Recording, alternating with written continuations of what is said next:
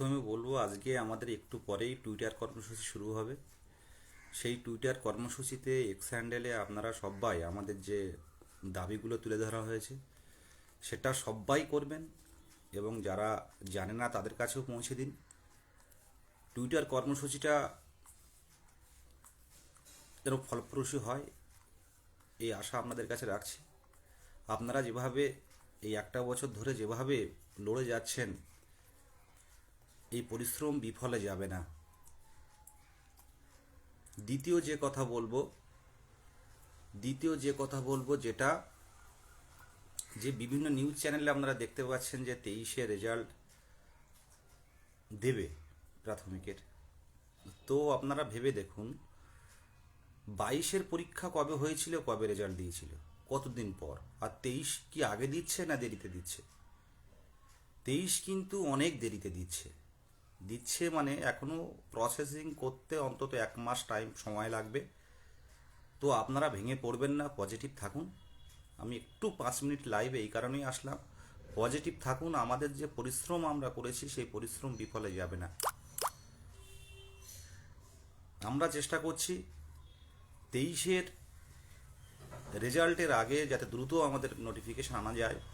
এই টুইটার কর্মসূচি করুন, আর যেখানে যেতে হয় আমরা যেতে রাজি। আজ যেটা বলবো, রিক্রুটমেন্ট একটা কেস করেছিলাম আমরা। সেই রিক্রুটমেন্ট কেসটা যেহেতু একটা চলতি রিক্রুটমেন্ট চলছিল, 20-22 সেশনের 14-17 যে প্যানেল নিয়ে ঝামেলা চলছিল সুপ্রিম কোর্টে, আমরা ভালোই করে জানি। এই সময় কেসটা উঠলে কোনো তার ভ্যালু থাকতো না, কেসটার কোনো রায়ই আসতো না। তো যেহেতু এবার কমপ্লিট হয়ে গেছে, হয়ে যাওয়ার পথে চূড়ান্ত পর্যায়ে, সুতরাং আমরা খুব দ্রুত এবার আমাদের এই কেসটা আশার আলো দেখতে পাচ্ছি।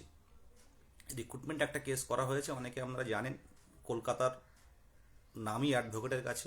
নামটা আমি এখানে সোশ্যাল মিডিয়াতে বলছি না, অনেকেই জানেন। তো যেহেতু একটা চলতি রিক্রুটমেন্ট চলছিল, পর্ষদকে কোর্টে ডাকলেই বলতো যে একটা রিক্রুটমেন্ট চলছে, তার বিরুদ্ধে করতে পারবো না, সুপ্রিম কোর্টের দিকে তাকিয়ে আমরা। সুতরাং সেটা শেষের দিকে চলে এসে চূড়ান্ত পর্যায়ে আমরা এবার এই কেসটা তুলব।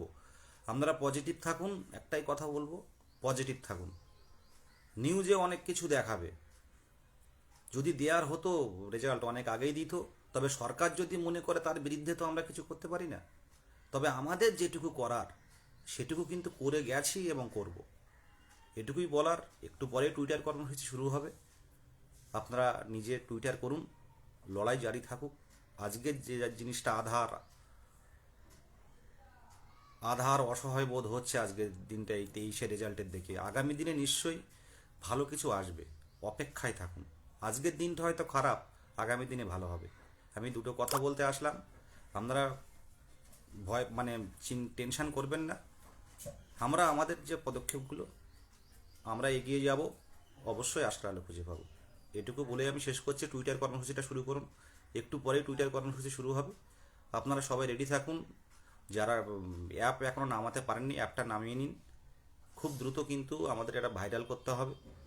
আমাদের জায়গা থেকে আমরা করে যাচ্ছি। আর এইটুকু বলায়, ভালো থাকবেন। আপনারা কর্মসূচিটা সফলতা করুন, সফলতা নিয়ে আসুন, এই আশা রাখছি।